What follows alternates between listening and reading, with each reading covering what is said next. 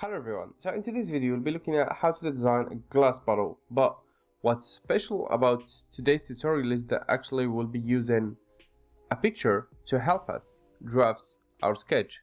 So what you're looking at here is actually a picture or a 2D drawing of a bottle that we have used it to sketch on the top of it and then calculate the sketch and then actually revolve the whole thing so it can give us this shape of bottle.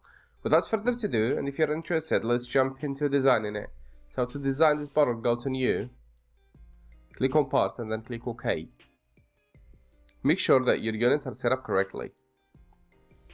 Right, once you have done that, go to Front Plane, go to Sketch, and click on Sketch just like you wanted to sketch a new part. Let's draft our initial guiding sketch. Let's make it around 241, right? Click on OK. I'll change the background plain white. Let's go to Tools, right? And let's go all the way down to Sketch Tools, all the way down, Sketch Picture. Select this bottle and make sure that you're scaling the bottle and you're placing it on the right place. Once you're close to something real, just leave it there and sketch, because we just wanted to have the shape and everything.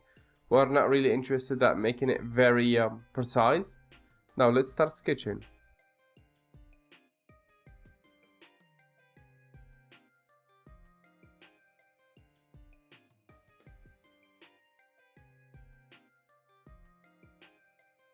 And here, there is one important thing that I wanted to show you.